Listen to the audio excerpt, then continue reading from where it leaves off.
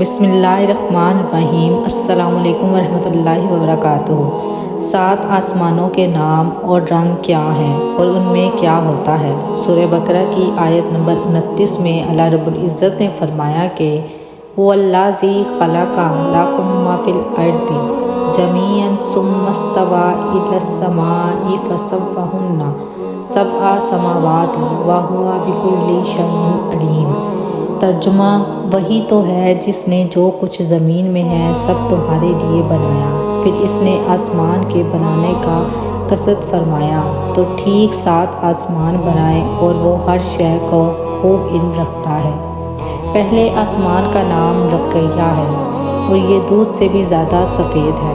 دوسرے آسمان کا نام فدیہ معون ہے اور یہ ایسے لوہے کا ہے جس سے روشنی کی شعاعیں پھوٹتی ہیں۔ تیسرے آسمان کا نام ملکوت یا یارہون ہے اور وہ تانبے کا ہے۔ چوتھے آسمان کا نام زائرہ ہے اور وہ آنکھوں میں خیرگی پیدا کرنے والی سفید چاندی سے بنا ہے۔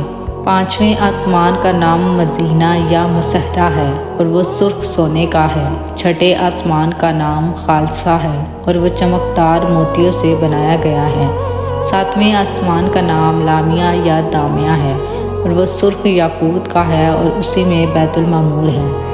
آسمان ترجمہ سے سما کا یہ قدیم عربی لفظ ہے جو زمین کی اوپر فضا اور اس کے اجسام کے لیے بولا جاتا ہے۔ قرآن مجید میں 7 آسمانوں کا تقریباً 7 آیات میں تذکرہ کیا ہے۔ وہی تو ہے جس نے سب چیزیں جو زمین میں ہیں تمہارے لیے پیدا کی، پھر آسمان کی طرف متوجہ ہوا تو ان کو ٹھیک 7 آسمان بنا دیا اور وہ ہر چیز سے خبردار ہے۔ لہٰذا 7 آسمانوں کا وجود برحق ہے، لیکن ان کے نام اور یہ کس چیز سے بنائے گئے ہیں یہ مختلف روایات ہیں۔ آپ کے سامنے کچھ مزید روایات پیش کرتی ہوں۔ حضرت سلیمان رضی اللہ تعالیٰ عنہ سے روایت ہے کہ اللہ رب العزت نے 7 آسمان پیدا کیے اور ہر آسمان کا نام رکھا اور ہر آسمان کے اپنے فرشتے ہیں۔ پہلا آسمان رقیہ ہے اور یہ ہرے رنگ کے زمرد سے بنا ہے۔ دوسرے آسمان کا نام ارکلون ہے اور یہ خالص سفید چاندی سے بنا ہے۔ اس آسمان پر فرشتے اپنی پیدائش سے قیام کی حالت میں ہیں۔ تیسرے آسمان کا نام کیدیوم ہے اور یہ سرخ رنگ کے یاقوت سے بنا ہے۔ اس آسمان میں فرشتے رکوع کی حالت میں ہیں۔ چوتھے آسمان کا نام معون ہے اور یہ سفید رنگ کے موتی سے بنا ہے۔ اس میں فرشتے سجدے کی حالت میں ہیں۔ پانچویں آسمان کا نام ریا ہے اور یہ سرخ رنگ کے سونے سے بنا ہے۔ اس آسمان میں عظیم الشان فرشتے اللہ کے خوف سے رو رہے ہیں۔ چھٹے آسمان کا نام دفت ہے اور یہ زرد رنگ کے یاقوت سے بنا ہے۔ اس آسمان میں عظیم الشان فرشتے اللہ کی تسبیح بیان کر رہے ہیں۔ ساتویں آسمان کا نام عریب ہے اور یہ نور سے بنایا گیا ہے۔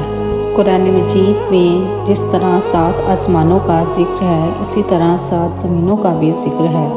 قرآن کا اعلان ہے کہ اللہ نے ہی 7 آسمانوں اور اسی طرح 7 زمینوں کو بنایا ہے۔ کنز الایمان کے حاشیے پر تفسیر نور العرفان میں مفتی احمد یار خان فرماتے ہیں، کیوں معلوم ہوا کہ زمینیں 7 ہیں؟ یا تو 7 ولایتیں ہیں جنہیں آفت اقلیم کہا جاتا ہے، یا 7 طبقے چونکہ یہ تمام طبقے مٹی کے ہیں اور ایک دوسرے سے ملے، اس لیے قرآن مجید میں عرض کو واحد فرمایا جاتا ہے۔ آسمان مختلف چیزوں کے ہیں اور ایک دوسرے سے دور، لہٰذا انہیں سموات جمع فرمایا جاتا ہے۔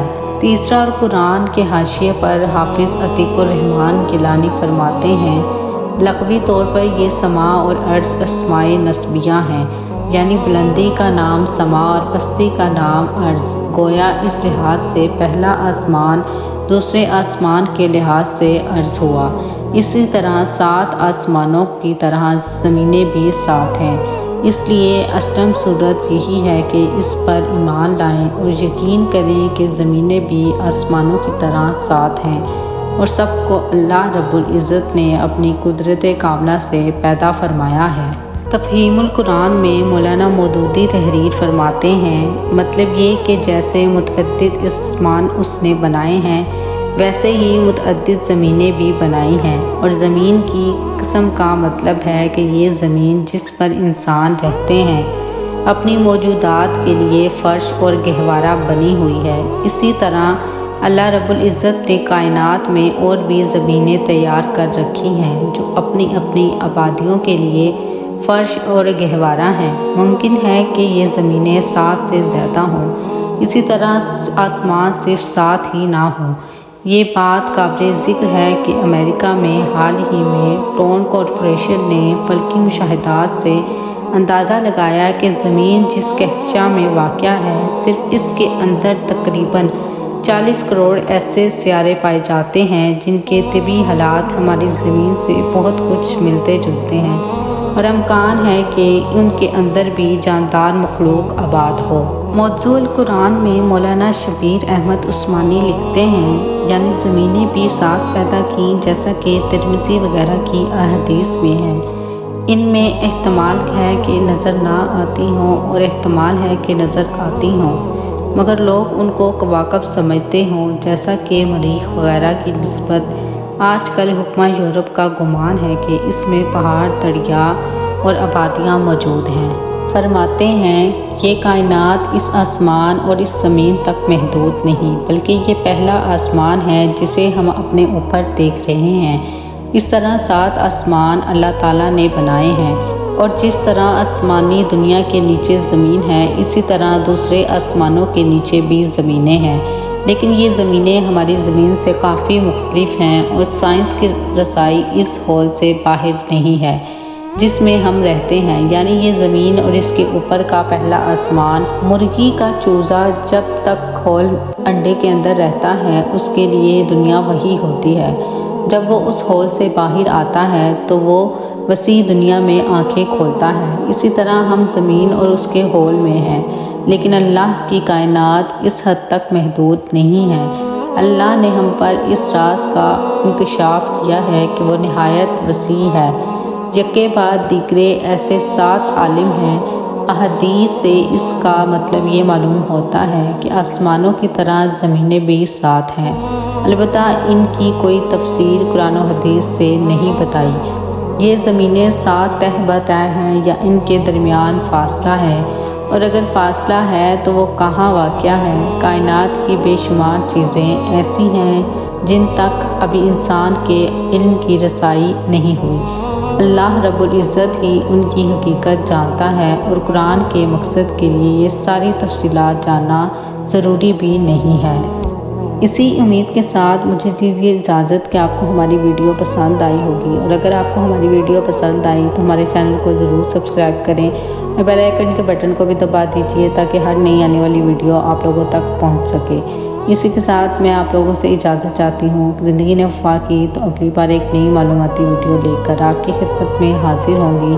تب تک اپنا اور اپنے پیاروں کا بہت خیال رکھیے، اور اللہ اور اس کے رسول صلی اللہ علیہ وآلہ وسلم سے بہت محبت کیجیے۔ اللہ آپ کا حامی و ناصر ہو۔